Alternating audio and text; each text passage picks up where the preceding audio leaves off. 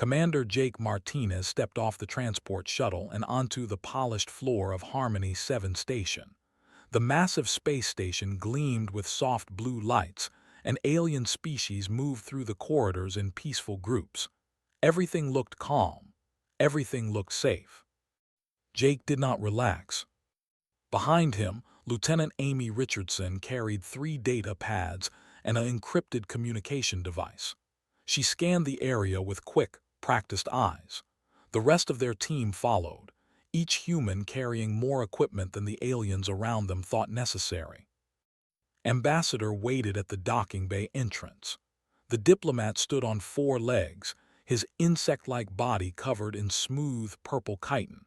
His compound eyes reflected the station lights as he watched the humans unload their gear. Commander Martinez said, his translator converting the clicks and chirps into standard galactic common. "Welcome to Harmony 7. We are pleased to have humanity join our peacekeeping forces." Jake shook the ambassador's offered appendage. "Thank you, Ambassador. We're ready to begin operations." His eyes shifted to the cargo being unloaded.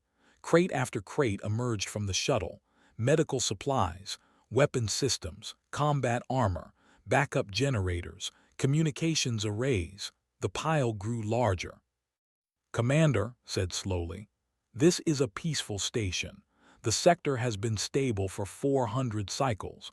Perhaps there has been a mistake with your supply manifest."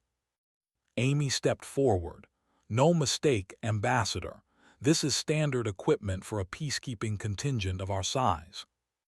A reptilian figure approached. Captain or of the species wore the light armor of coalition forces. His scales gleamed green and gold. He looked at the human equipment and made a hissing sound that the translator rendered as laughter. "Standard," or said, "you brought enough weapons to fight a war. We are here to keep peace, not make battle." Jake kept his expression neutral. "We're prepared for our duties, Captain." "Prepared," or gestured at a crate being opened nearby. Inside, combat rifles sat in neat rows, each weapon locked and secured. "You carry weapons loaded with live ammunition on a diplomatic station during peacetime." "The weapons are safe," Jake replied. "But yes, they're loaded, standard procedure." His translator made a concerned sound. "Commander, perhaps you do not understand.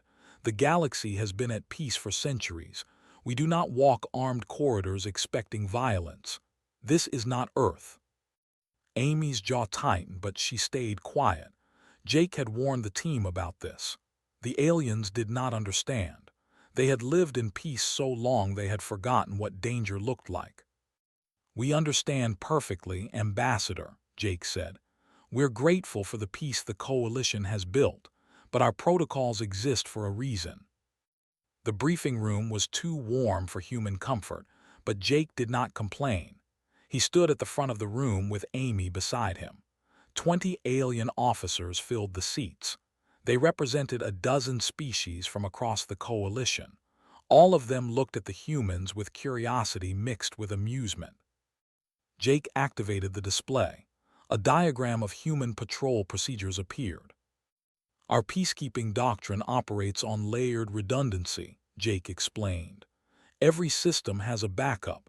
Every backup has a backup." A bird-like officer raised a wing. "Commander, this seems excessive. Our patrols operate with minimal equipment. We have had no incidents in living memory." "We're aware," Amy said, "but minimal equipment means minimal options if something goes wrong."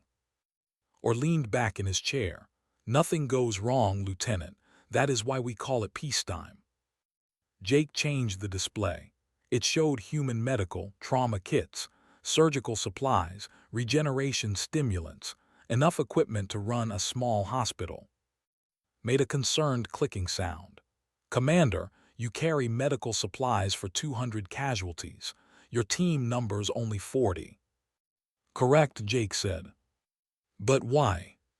"Because if something happens, it won't just happen to us." The room fell quiet.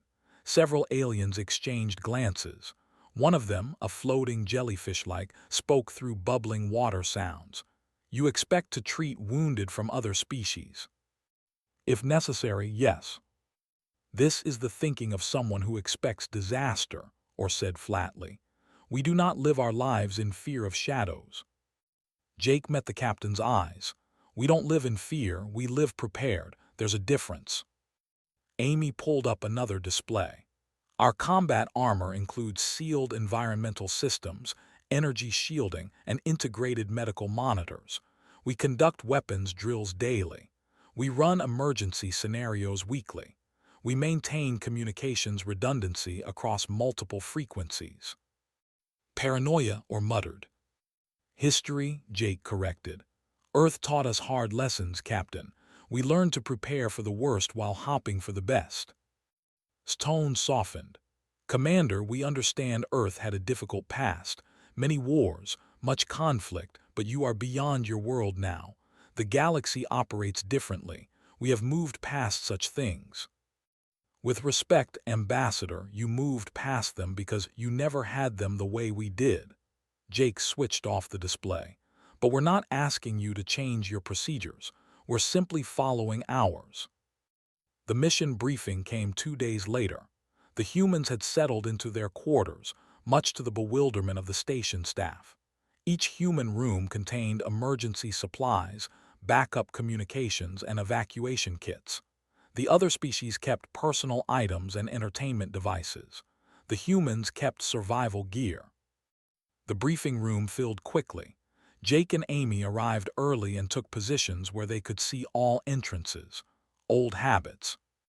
Entered with Captain Orr and several other senior officers. A holographic display showed a yellow star system at the edge of Coalition space. The 22 system began. A border world with a minor separatist movement. Nothing dangerous, simply a group that wishes more autonomy. The Council has agreed to negotiate. What's the security situation? Jake asked. Or waved a clawed hand dismissively. Minimal risk. The separatists are farmers and merchants. They have no military capability. Local pirate activity. None in 50 years, said. The sector was cleared generations ago. This is a simple diplomatic mission, Commander. We escort the mediators, they talk, we return. Standard procedure. Amy leaned forward. What kind of escort are we providing? The starward light will carry the delegation, or explained. A single ship should suffice. We do not wish to appear threatening. Jake frowned. One ship, how many in the delegation? 12 mediators plus support staff. Perhaps 30 individuals total. We'll take 3 escort ships, Jake said, armed and ready. The room erupted in protests, or stood abruptly. Absolutely not. 3 warships to escort a peace delegation. You will start a conflict instead of preventing one. 3 ships is standard for a diplomatic mission in potentially uncertain territory, Amy said calmly. There is no uncertainty, translator nearly shouted. This is exactly the paranoia we discussed, Commander. You see threats where none exist. Jake remained seated, his voice level. Ambassador, I'm not doubting your intelligence or your experience, but our doctrine is clear. We don't send anyone anywhere without proper support. Then you will send no one, or said coldly. Because the Coalition does not operate under Earth's frightened protocols, we will take 1 ship with light security. That is final. The room fell silent. Jake looked at Amy. She gave a slight nod. Understood, Captain, Jake said. We'll follow your command structure, but our personnel will maintain their equipment and readiness standards. They may carry whatever blankets make them feel safe, or said with clear contempt, as long as they do not interfere with actual operations. After the briefing ended, Amy walked beside Jake through the corridor. Other humans from their team fell in around them, keeping proper spacing without being told. They think we're cowards, Amy said quietly. Let them think what they want, Jake replied. We follow our procedures, we keep our people ready, that's all that matters. And if something does happen. Jake stopped walking. He looked at his lieutenant, then at the team around them. Young faces, trained faces, ready faces. If something happens, Jake said, then we'll do what humans always do. We'll handle it. The departure date was set for 3 days later. The humans spent those days running drills, checking equipment, and reviewing protocols. The aliens spent those days laughing at them. But the humans did not stop preparing. They never did. The starward light moved through space like a peaceful giant. The Coalition flagship stretched half a kilometer long, its hull painted in soft white and blue. Observation decks lined the exterior. Art displays decorated the interior corridors. It looked more like a cruise ship than a military vessel. 3 smaller human ships flew in formation around it. Each bristled with weapons and sensor arrays. The contrast made some of the alien crew uncomfortable. Sergeant stood in the armory of the human escort ship Guardian. He inspected each rifle in the rack, checking the charge, the sights, the safety mechanisms. His squad watched and waited. This was their 3rd inspection today. Sergeant Private Aaron Wells said, "We checked these weapons twice already. They're fine." Did not look up from his work. "We check them until I say we stop checking them. You want to find out your rifle doesn't work when someone's shooting at you." "No one's shooting at anyone," Aaron replied. "This is a peace mission." Finished his inspection and turned to face his squad. "Let me tell you something, Wells. The universe doesn't care what we call the mission. It doesn't care about our plans. All it takes is one thing to go wrong, and plans mean nothing. Equipment means everything." He tapped the rifle in his hands. "This weapon will fire when I need it to fire. This armor will protect me when I need protection. These medical supplies will save lives when lives need saving. That's not paranoia. That's reality." The squad fell silent, had been a Marine for 15 years. He had seen things go wrong. They had not yet. On the bridge of Guardian, Lieutenant Amy Richardson monitored the communication channels. Multiple screens displayed data streams from a dozen sources. She watched them all. "Lieutenant," Ensign Harper called from the navigation station, "I'm picking up some weird readings." Amy moved to stand behind the younger officer. "Define weird." Pointed at her display. "The communication relays in this sector. They're showing minor lag times. Nothing major, but the delays are irregular." "Have you reported this to the Starward Light?" "Yes, ma'am. Captain Orr said technical glitches are normal this far from core systems. He told me to stop worrying." Amy studied the readings. The delays were small, milliseconds, but they formed no pattern. Random interference looked different than technical failure. This looked like neither. "Keep monitoring it," Amy said. "Log everything." "Yes, ma'am. Should I inform Commander Martinez?" "I'll tell him. You focus on those readings." Amy found Jake in the tactical planning room. He stood before a large display showing their route to 22. Red markers indicated their current position. Green markers showed their destination.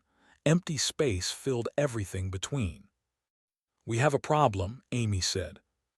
Jake looked at her. "What kind?" She explained findings. Jake listened without interrupting. When she finished, he pulled up a secondary display.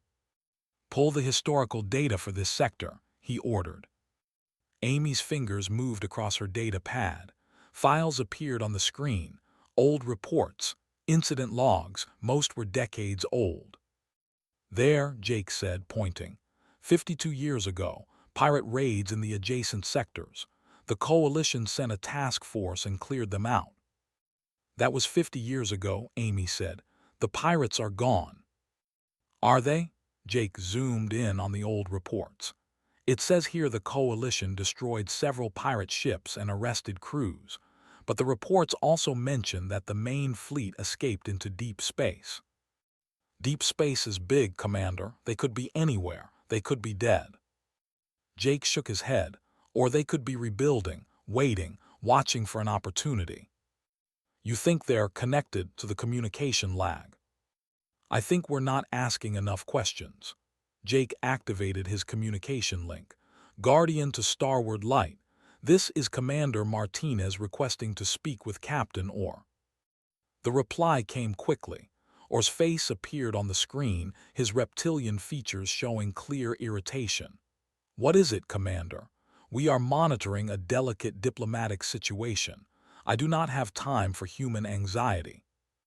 Captain, we've detected irregularities in the sector's communication systems. I recommend we conduct a full sensor sweep of our route. Orr's eyes narrowed. We have already conducted sensor sweeps. They show nothing unusual. Your ensign reported the same minor technical issues that occur in all border regions. Sir, I'd like permission to cross-reference these readings with historical pirate activity in adjacent sectors. Absolutely not, Orr's voice rose. Commander, we are already behind schedule because of your excessive security protocols. The mediators are becoming concerned. You are treating a simple diplomatic mission like a military invasion. Jake kept his voice level. Captain, I'm simply following standard reconnaissance procedures. Your standard is not our standard, Orr snapped. We have traveled these routes for centuries. We know this space. You have been in the coalition for 6 months. I will thank you to stop seeing phantoms in every shadow. The connection cut off. Amy looked at Jake. Orders. We run the sensor sweeps anyway. Full spectrum, active and passive. I want to know everything in this sector. The captain won't like that. The captain doesn't have to like it, he just has to tolerate it. Jake turned back to the display. Get squad ready. Full combat gear.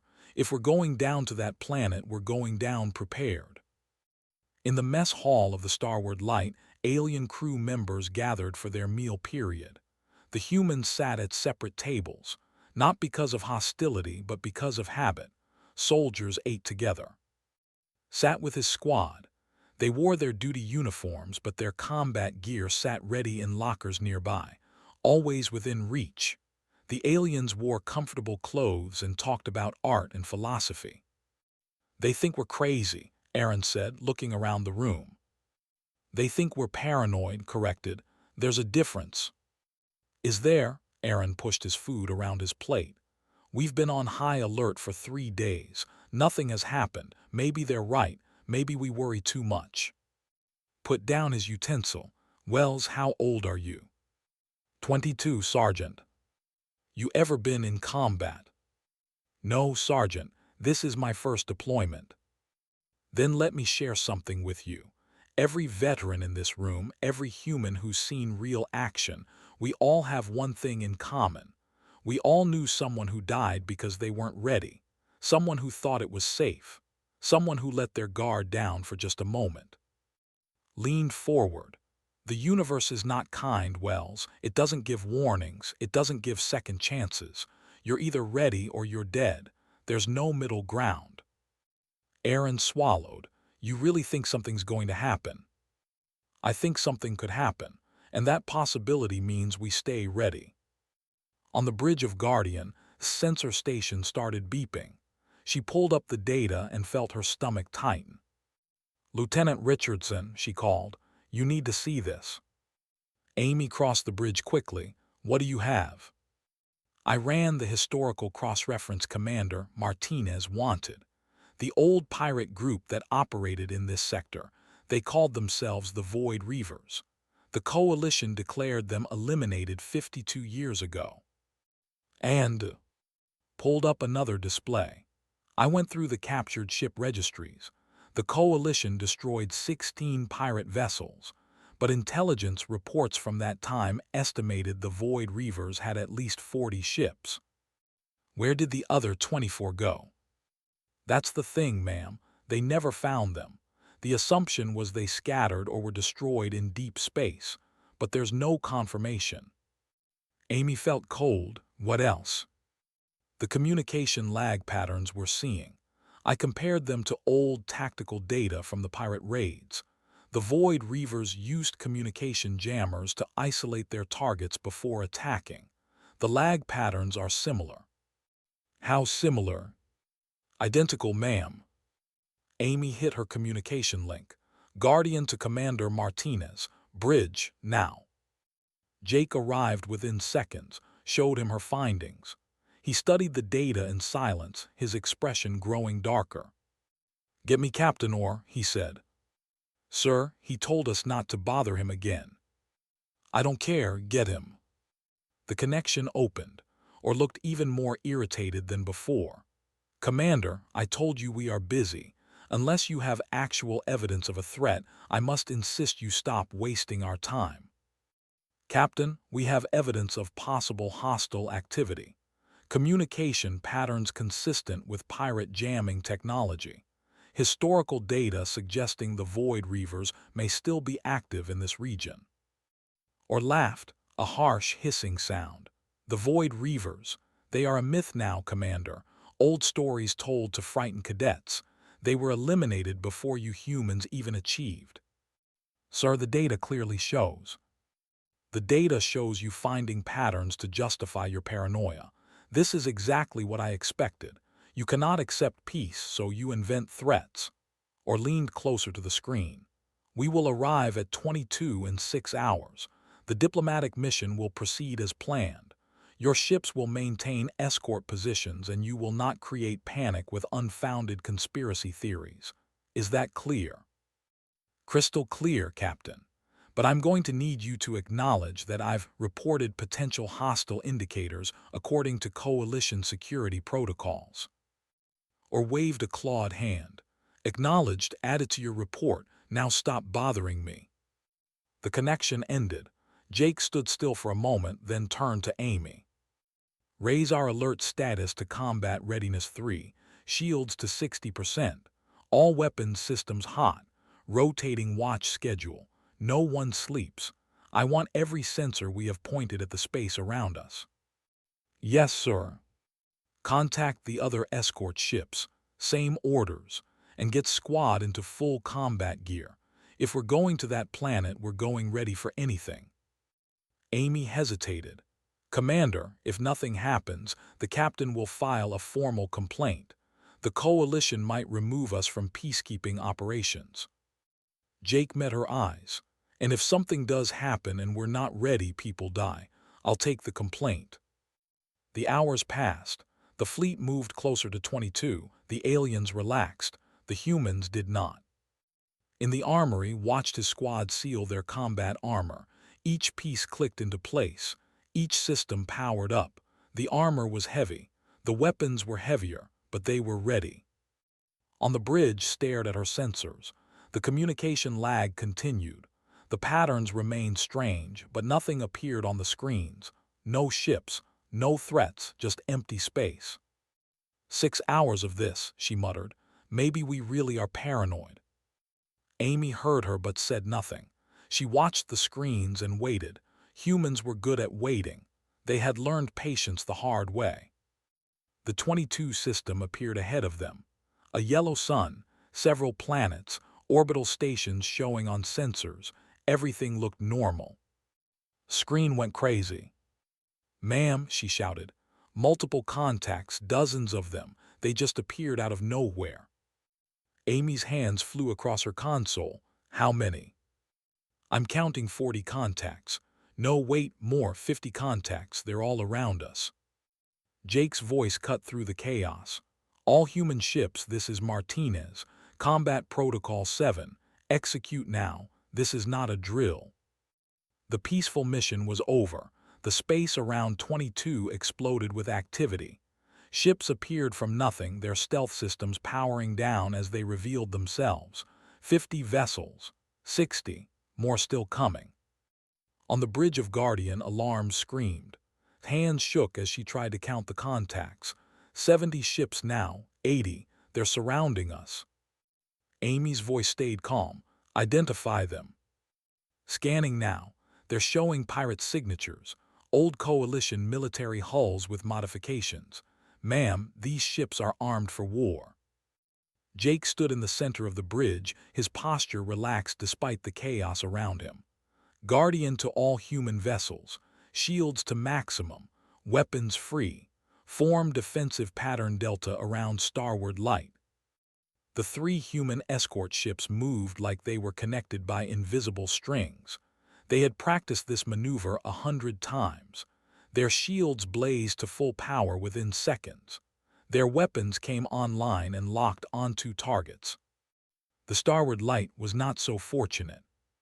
Captain Orr's voice crackled across the communication channel, all his earlier arrogance gone.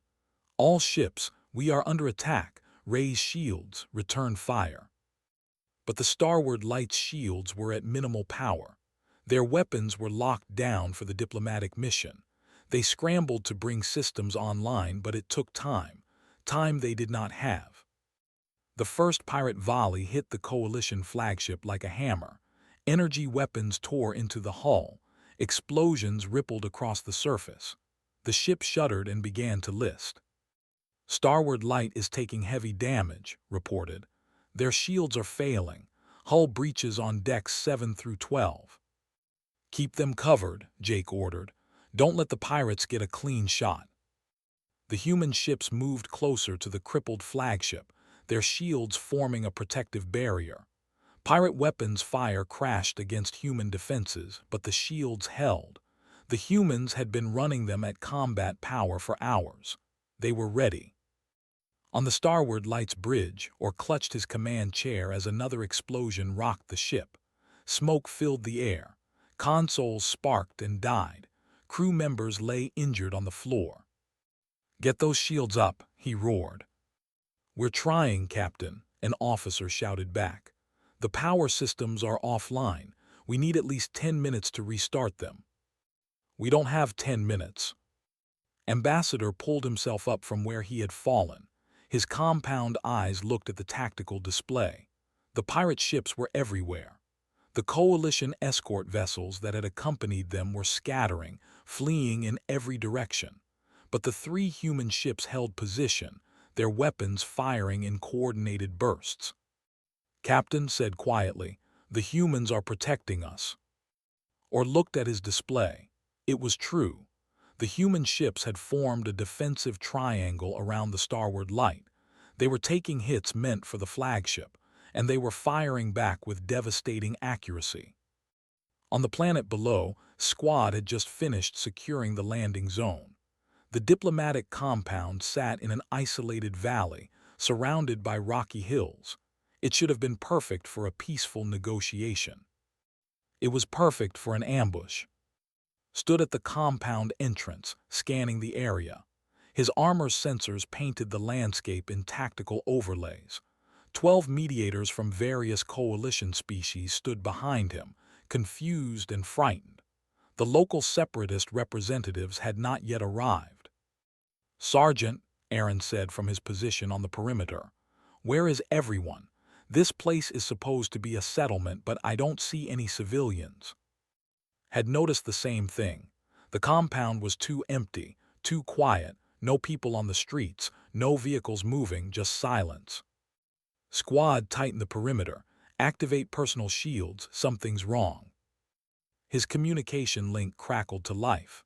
Amy's voice came through, tight with urgency. "Ground team, this is Guardian. We are under attack in orbit, multiple hostile vessels. The mission is compromised. Prepare for emergency extraction." Did not hesitate. "All personnel defensive positions now. Wells, deploy the auto turrets. Martinez, set up the shield generator. Get the mediators into the compound's bunker." "What's happening?" Mediator Prex demanded. The bird-like flapped his wings in agitation. "Where are our hosts? Where are the separatists?" "There are no separatists," said flatly. "This was a trap, now move." The mediator stumbled toward the bunker. The alien guards who had accompanied them stood frozen, their light armor and minimal weapons suddenly looking very inadequate. Aaron Wells pulled equipment from the packs the other species had mocked. Automated defense turrets unfolded and activated. A portable shield generator hummed to life, creating a shimmering barrier around their position. Medical stations deployed automatically. "Sergeant, I'm detecting movement," one Marine called out. "Multiple contacts approaching from all directions." Switched his visor to thermal imaging. Heat signatures appeared in the hills, dozens of them, then hundreds. They were surrounded. "Here they come," he said calmly. "Remember your training, controlled fire, watch your sectors. Nobody dies today." The pirate ground forces attacked from 3 sides simultaneously. They wore mismatched armor and carried old military weapons. But there were many of them, and they moved with the coordination of experienced fighters. They expected easy prey. They found prepared Marines. The human defensive position erupted with fire. Aaron's auto turrets tracked targets and fired with mechanical precision. The Marines behind cover picked their shots carefully. Every trigger pull resulted in a hit. The shield generator absorbed incoming fire without strain. A pirate commander screamed orders to his troops. They had captured coalition mediators before.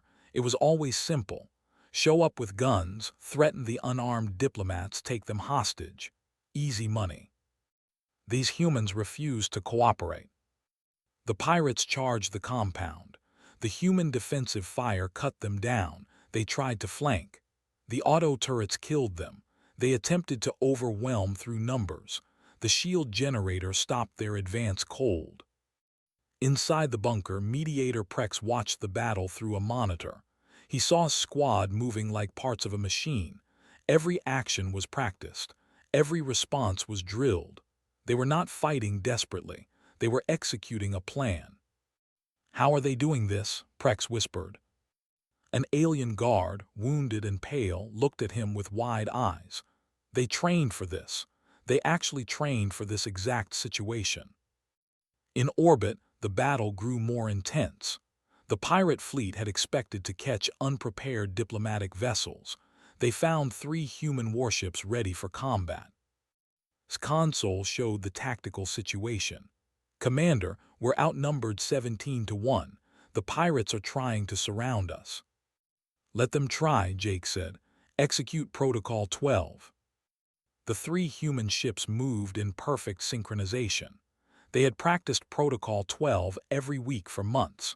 The aliens had watched those drills and called them pointless exercises. Now those drills became the difference between life and death. Guardian and her sister ships focused their fire in coordinated bursts. They did not shoot randomly. They did not waste shots. Each volley targeted a specific pirate ship, hitting the same weak points simultaneously. 1 pirate vessel exploded, then another, then 3 more. The pirates had numbers. The humans had precision. "Guardian to starward light," Amy transmitted. "Captain, or we can hold this position for approximately 2 hours. Can you restore your systems by then?" Or's reply was weak. "We are trying. Engineering teams are working on the primary power systems, but we have massive casualties. Our medical bays are overwhelmed." "Understood, stand by." Amy turned to Jake. "Sir, we're holding, but we can't keep this up forever. We need reinforcements." "Already on it." Jake pulled up another display. "I activated our emergency beacon the moment the pirates appeared. Coalition Command will have received the signal, but they're hours away." "Can we hold for hours?" "We follow the procedure, Lieutenant. The procedure works. It always works." On the planet, Squad had repelled 3 assault waves. The pirate ground commander was learning an expensive lesson. Human defensive positions did not break easily. "Sergeant," Aaron called out, "they're regrouping. I count at least 300 hostiles in the hills. They're preparing for another push." Checked his ammunition, still good. He checked his squad's status displays. 2 wounded, neither seriously. He checked the shield generator power levels, running at 70%. "We can handle 300, he said. "We've handled worse in training." "This isn't training, Sergeant." "No," agreed. "In training, the instructors make it harder." A Marine laughed. The sound was calm, confident. They had prepared for this. Every piece of equipment they carried, every drill they had run, every protocol they had followed, it all had a purpose. The pirates charged again. The humans cut them down again. Inside the bunker, Mediator Prex understood something he had never considered before. The humans were not paranoid. They were not overcautious. They were simply experienced with a universe the Coalition had forgotten could be dangerous.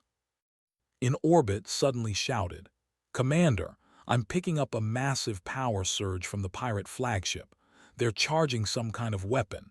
If that hits the starward light, it will destroy the ship completely." Jake's mind worked through the options instantly. The starward light could not move, could not defend itself, could not survive that hit. "Guardian to all human ships," he said quietly. "Intercept course. Put yourselves between that flagship and the starward light." "Sir," Amy said, "that weapon will hit us instead. Our shields are at full power. We can take it, they can't." The three human ships moved as one. They placed their armored hulls between the helpless Coalition flagship and the pirate weapon. The weapon fired, a beam of concentrated energy that could vaporize an unshielded ship. It hit Guardian's forward shields. The ship shuddered. Systems screamed. The shields dropped to 40%, but they held. "Damage report," Jake demanded. "Shields at 40% and recharging. Hull integrity at 96%. All weapon systems operational. We're still in the fight, sir." Jake allowed himself a small smile. "Good. Now return fire, target that flagship, put everything we have into their weapon systems. If they can't shoot, they can't hurt anyone." The human ships unleashed a coordinated strike. Every weapon, every missile, every charged particle beam, all focused on one target. The pirate flagship's weapon arrays exploded in spectacular fashion. Secondary explosions rippled across the hull. The ship began to drift, its threat eliminated.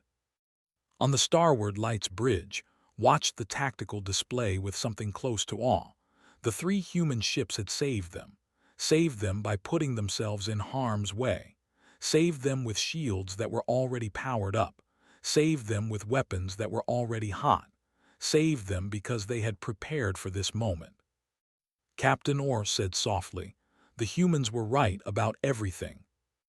Orr stared at his screens, at the human ships fighting with skill born of constant training, at the defensive protocols that had saved hundreds of lives, at the paranoia that was actually wisdom.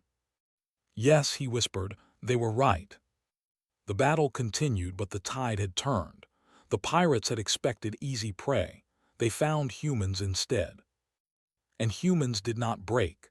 The pirate fleet was learning what human military doctrine really meant. It was not about having the biggest guns or the fastest ships. It was about being ready for every possibility, about training until actions became instinct, about never, ever being caught unprepared. On the bridge of Guardian, Jake watched the tactical display with the calm of someone executing a practiced plan.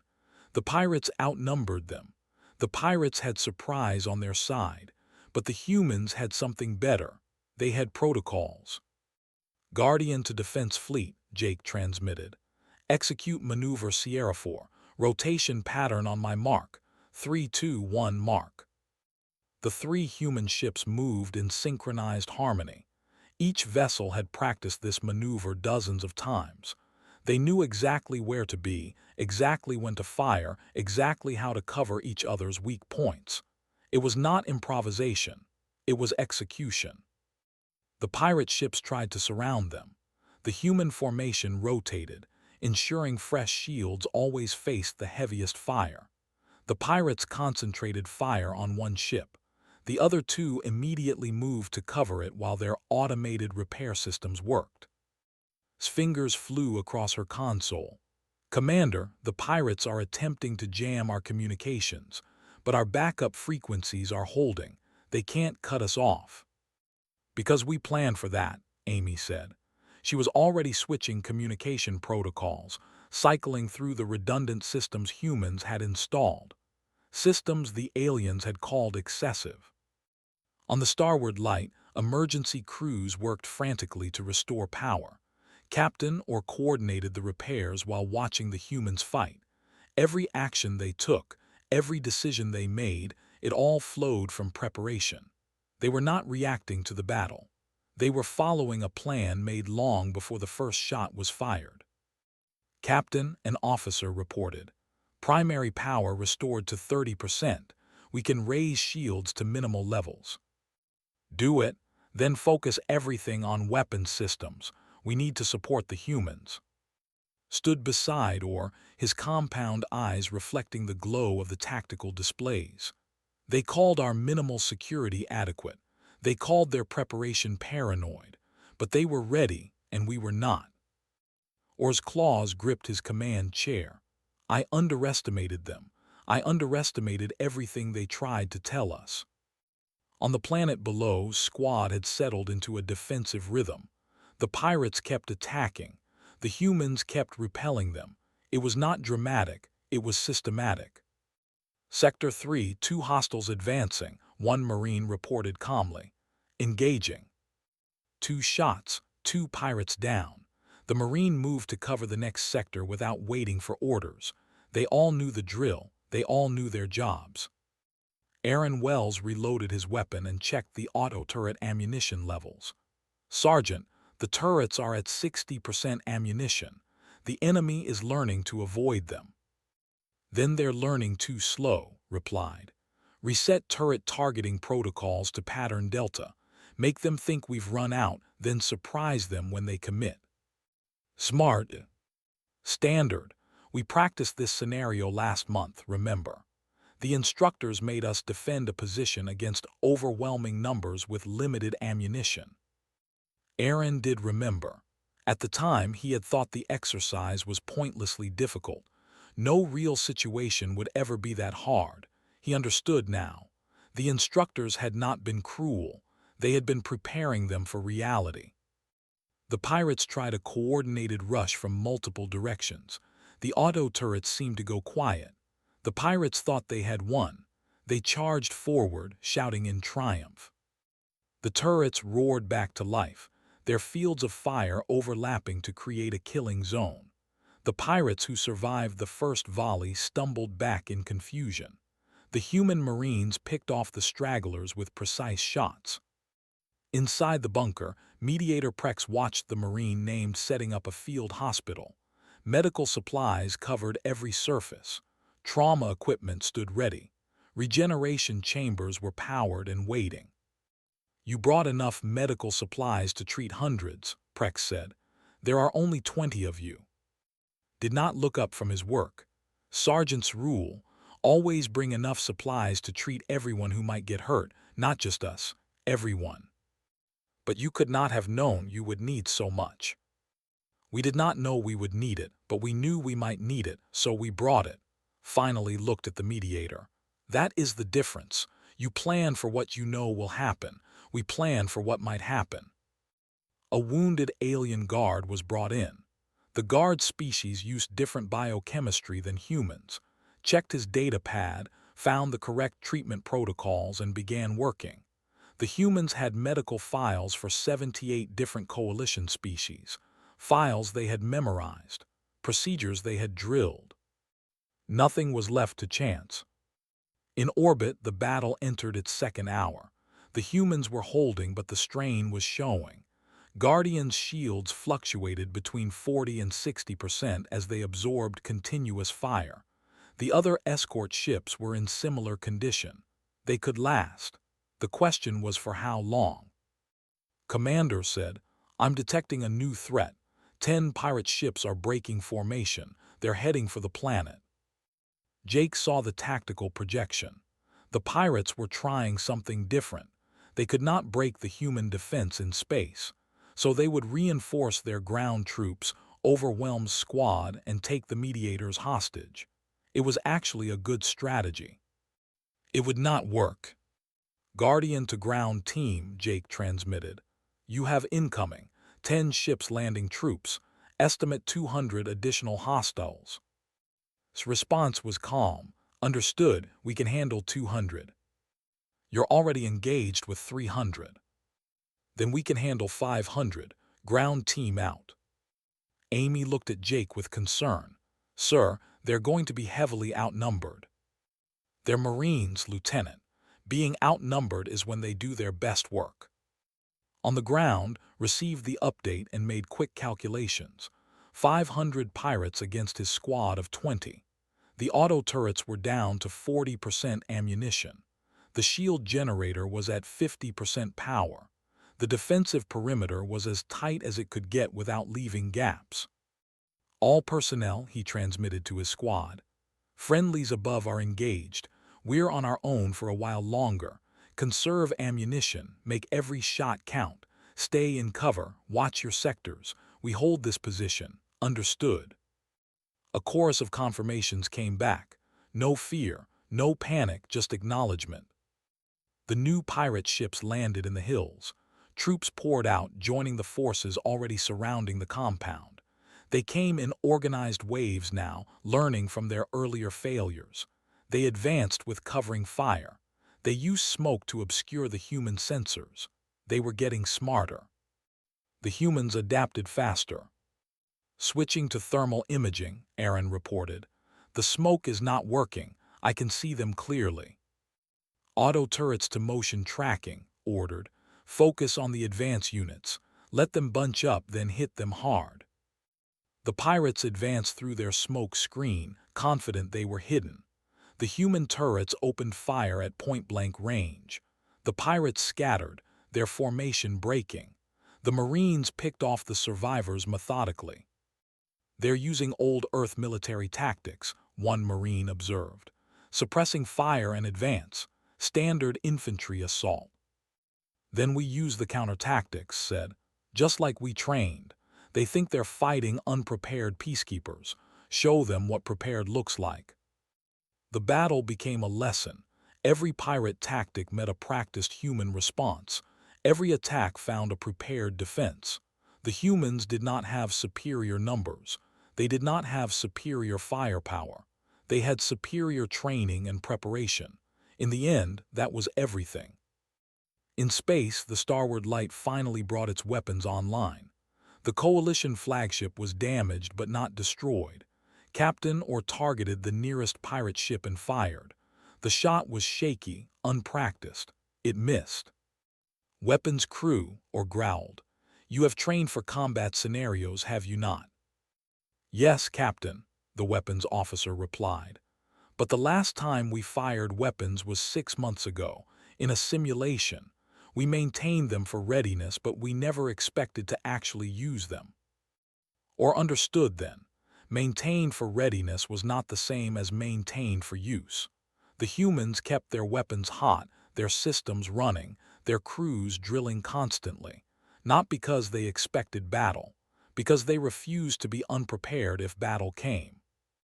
Target the coordinates Guardian is transmitting, or ordered. They will guide our fire, follow their lead. The human ship sent targeting data. The Starward Light fired again. This time the shot hit. The pirate vessel staggered under the impact. The 3 human ships immediately concentrated fire on the same target. The pirate ship exploded. Good shooting, Starward Light, Jake transmitted. Stand by for next targeting solution. The battle became a coordinated effort. The humans provided precision. The Coalition provided firepower. Together, they started turning the tide. Sensor board lit up with new contacts. Commander, multiple ships emerging from faster-than-light travel. I count 15 vessels. No, wait, 20 vessels, their Coalition signatures. Reinforcements, Amy said with relief.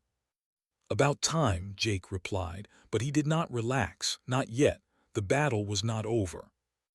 The Coalition reinforcement fleet arrived with overwhelming force. 20 warships against the remaining pirate vessels. The pirates saw the new arrivals and made quick calculations. They were losing. Time to retreat. The pirate fleet began withdrawing, their ships activating stealth systems and jumping to faster-than-light speeds. Within minutes, the space around 22 was clear. The battle was over. On the ground, the pirate troops received the withdrawal order. They had lost too many, gained nothing. They fled into the hills, leaving their dead behind. Watched them go and did not pursue. His mission was to protect the mediators. The mediators were safe. Mission accomplished. Ground team to Guardian transmitted. Area secure. No human casualties, requesting extraction. Guardian to ground team. Extraction ships en route. Good work, Sergeant. Looked at his squad. They were tired. Their armor was scorched from weapon impacts. They had been fighting for 3 hours against overwhelming numbers, but they were alive, all of them. You did good, told them. You followed your training, you trusted your equipment, you held the line. That's what Marines do. Aaron Wells sat down heavily. Sergeant, were you scared at all? Terrified, admitted. But fear is fine. Panic is not. We train so hard that even when we're scared, our bodies know what to do. That's the point of all those drills you hated. I don't hate them anymore. Good, because when we get back, we're doing more. The squad groaned, but they were smiling. They had learned what humans had always known. Preparation was not paranoia. It was survival. In orbit, Jake watched the last pirate ship vanish into the distance. Guardian's shields were at 30%. The hull had multiple breaches. Systems were damaged throughout the ship, but they had held. They had protected the starward light. They had saved hundreds of lives. Lieutenant Richardson, Jake said, send a message to Coalition Command. Inform them the situation is stable and we have secured the diplomatic team. Yes, sir, Amy paused. Sir, Captain Orr is requesting to speak with you. Put him through.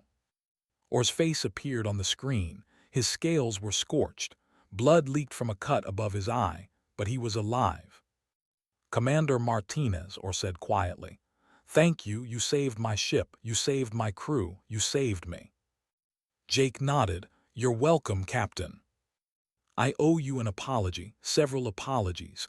You tried to warn me, you tried to prepare us, I called you paranoid, I called your methods excessive. Orr's voice grew softer. I was wrong about everything. Captain, you don't need to. Yes, I do. Your protocols saved us. Your training saved us. Your preparation saved us. While we were mocking you, you were getting ready for exactly this situation. You were right. We were fools. Jake's expression remained neutral. We're not right, Captain. We're just experienced. Earth taught us hard lessons. We're trying to share those lessons with the galaxy. Not because we think you're weak, because we don't want you to learn the way we did. Or bowed his head. I understand now, and I am grateful. The communication ended. Amy looked at Jake. That was gracious of you, sir. It was honest. We're not better than them, Lieutenant. We're just different.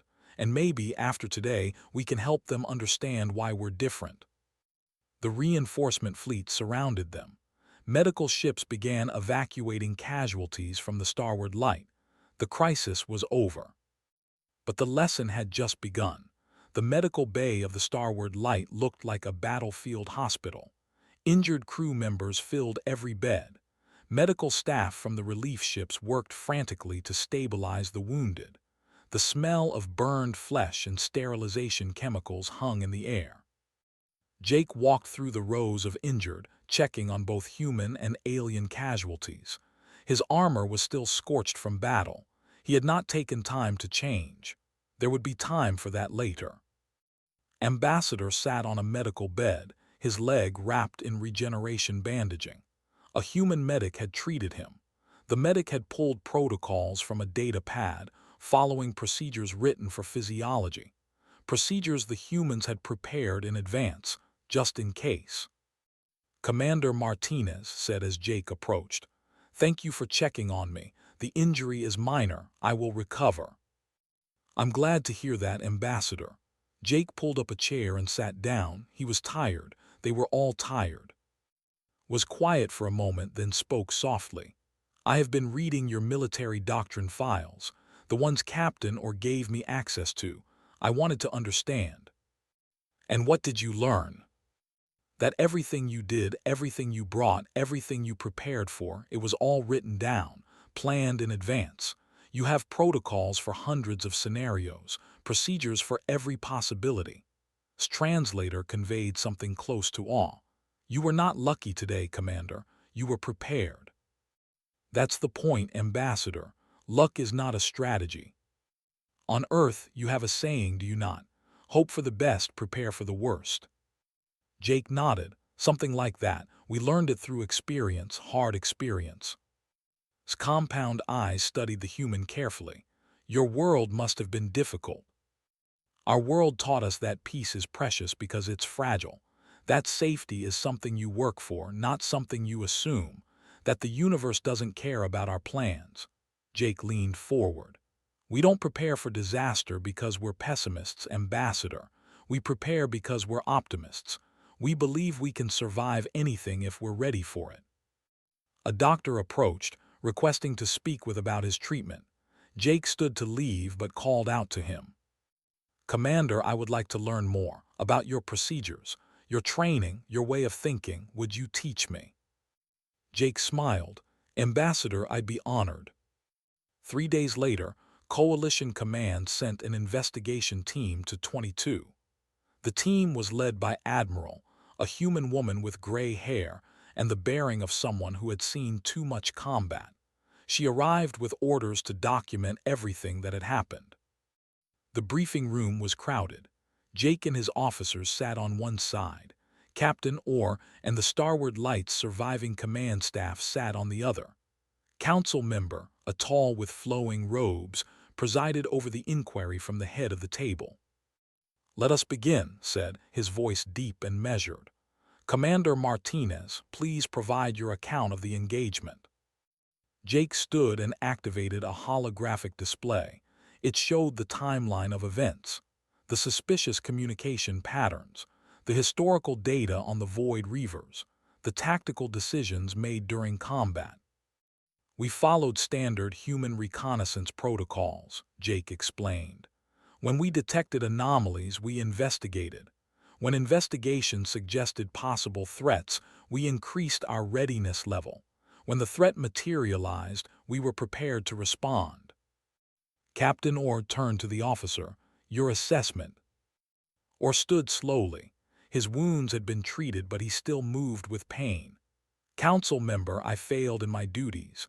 Commander Martinez warned me of potential danger. I dismissed his concerns. I called his preparations excessive. I was wrong, and that mistake cost Coalition lives. How many casualties did the Starward Light suffer? 67 dead, 200 injured. If not for the human escort ships, we would have lost everyone. Made a note on his data pad. And human casualties. 3 wounded in space, 2 wounded on the ground, 0 dead. The room fell silent. The numbers spoke clearly. Ships that were prepared survived. Ships that were not prepared died. Admiral spoke up. Council member, I've reviewed the tactical logs. The human vessels entered combat with shields at 60% power, weapons systems hot, and damage control teams standing by. The Coalition vessels entered combat with shields at minimal power, weapons locked down, and crews in relaxed posture. That difference determined the outcome. But the human protocols seem so excessive, a council aide said. So much equipment, so much training, is it truly necessary? Sergeant stood. He had been invited to the inquiry because of his ground combat leadership. Permission to speak, sir. Nodded, granted, Sergeant. My squad defended 22 individuals against 500 attackers for 3 hours. We did it with 0 friendly casualties. We did it because every piece of equipment we brought had a purpose. The auto turrets that others called unnecessary provided covering fire. The shield generator that seemed excessive protected the mediators. The medical supplies that looked like overkill treated wounded aliens using procedures we had memorized. Pulled up images on the display. This is our training schedule. We drill emergency scenarios twice per week. We practice weapons handling daily. We review tactical procedures constantly, not because we expect to fight, because if we have to fight, we refuse to be unprepared. That level of readiness requires significant resources, the council aide protested. And the alternative costs lives, replied bluntly. You can invest in preparation or you can pay in casualties. Those are the only two options. Mediator Prex stood up. The bird-like had been quiet throughout the inquiry. Now he spoke with conviction. I wish to testify, Prex said. I was on the ground during the attack. I watched the human Marines work. They were not improvising. They were not lucky.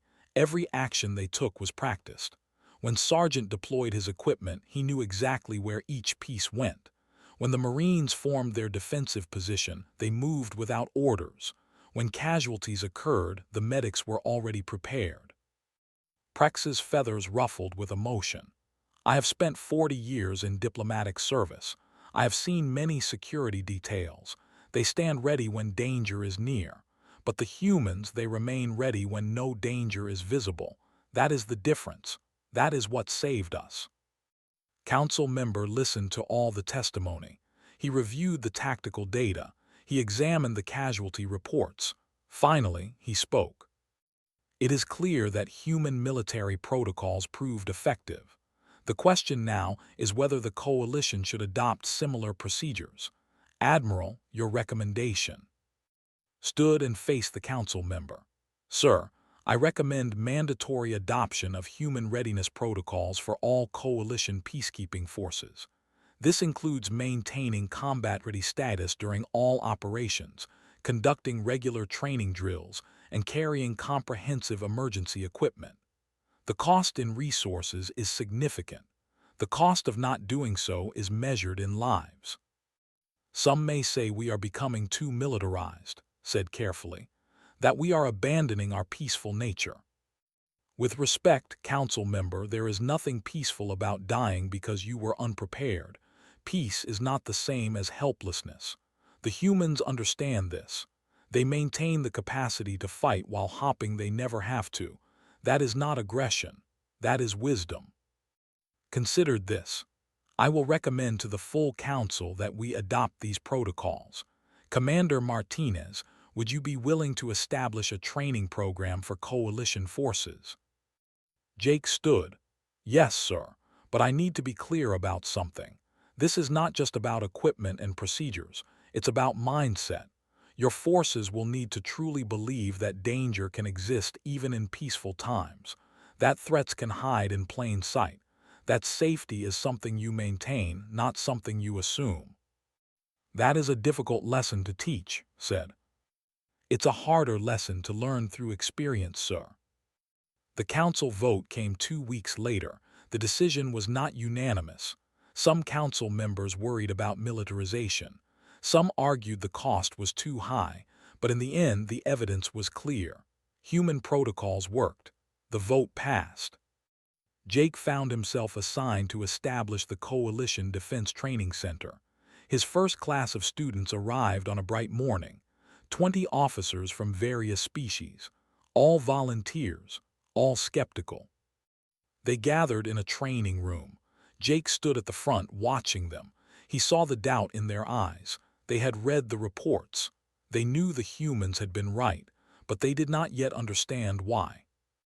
Welcome, Jake said. You're here to learn human military protocols. But before we discuss tactics or equipment or procedures, I need you to understand something fundamental. He activated a display showing Earth. The blue planet rotated slowly. Humans come from a difficult world.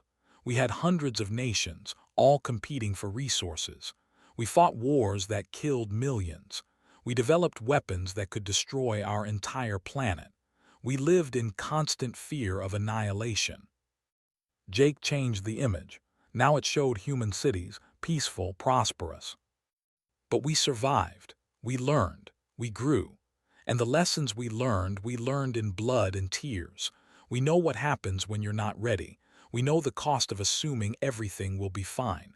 We know that hope is not a plan. He looked at each student.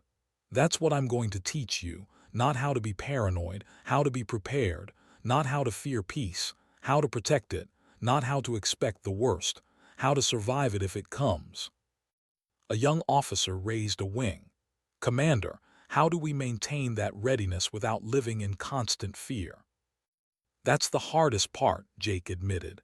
You have to find balance. You prepare for danger without dwelling on it. You maintain vigilance without paranoia. You hope for the best while being ready for the worst. Is it possible? Another student asked. Humans do it every day. So can you. But it requires discipline, training, and a willingness to accept that the universe is unpredictable. The training began in earnest.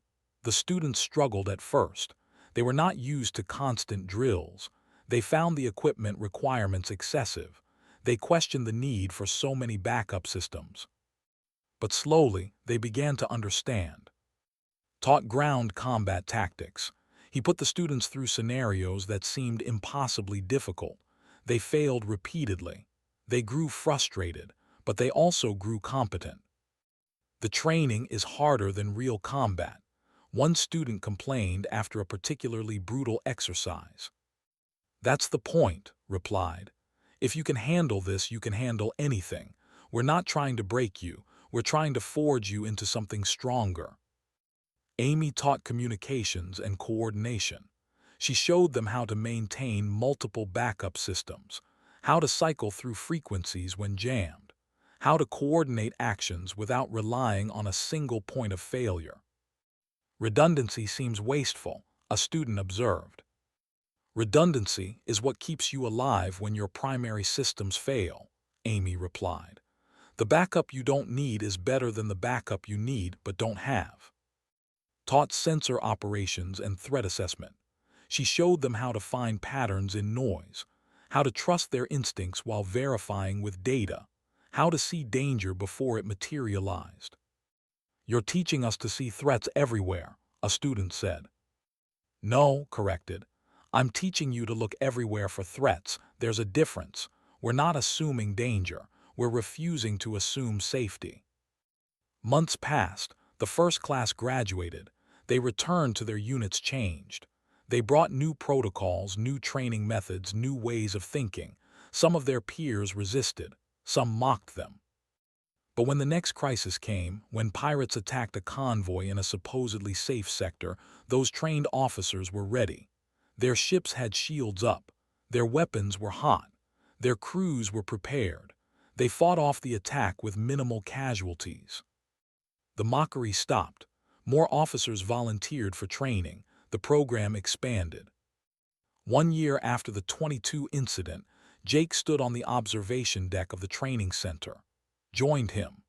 The ambassador had become a regular visitor, documenting the training program for the coalition.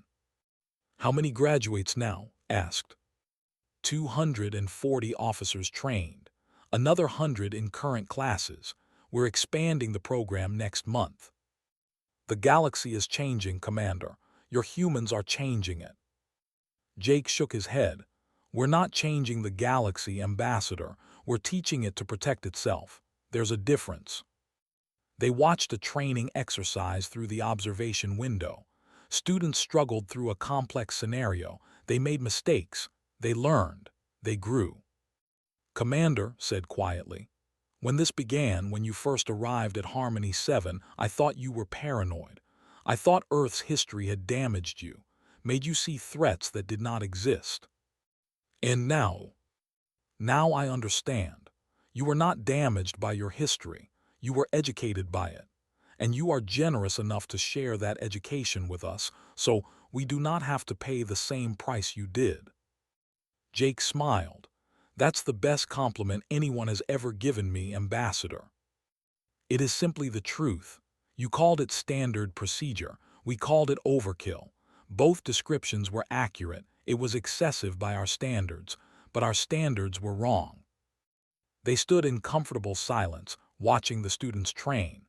Outside the window, coalition ships ran drills. Ships that now maintained combat readiness even in peaceful times. Ships whose crews knew that safety was something you worked for, not something you assumed. Aaron Wells, now promoted to corporal, approached Jake. Sir, the new class is ready for their first field exercise. How do they look? Scared, uncertain, just like we were, Aaron smiled. They'll learn. They always do. That's the point of training. We make it hard so they can handle anything reality throws at them. Aaron nodded and left to prepare the exercise. Jake watched him go, remembering the young private who had questioned why they needed so much equipment. That private had learned. They all learned eventually. Prepared to leave but paused at the door. "Commander, I have been wondering something. Does it ever stop? The vigilance, the preparation? Do you ever reach a point where you can truly relax?" Jake thought about the question carefully. "No, Ambassador, it doesn't stop, but it becomes natural, like breathing. You don't think about each breath, but you keep breathing. We don't think about each precaution, but we keep taking them. It's not a burden, it's just who we are. And that is enough. That is everything, because when something goes wrong, and eventually something always goes wrong, we're ready. And being ready means we survive, we protect others, we do our jobs." Jake turned to face the ambassador. "You asked me once what humans call this approach. We don't call it paranoia or overkill or excessive caution. We call it standard procedure. And standard procedure saves lives, every single time." Nodded slowly. "I understand now. Thank you, Commander, for everything." After the ambassador left, Jake remained on the observation deck. He watched the ships drill in space. He watched the students train on the ground. He watched the galaxy slowly learning the lessons Earth had learned centuries ago. It was not perfect. Some still resisted. Some still mocked the human way. But more and more they were learning, preparing, surviving. That was enough. In the training bay below, instructors pushed students through impossible scenarios. The students struggled, failed, tried again, slowly improved. That was how it always worked. You started overwhelmed and ended prepared. You started doubting and ended understanding. Jake's communication device chimed. A new crisis somewhere in coalition space. A request for trained officers to respond. He checked the personnel roster. Graduates of his program were already en route. They would be ready. They were always ready now. That was standard procedure.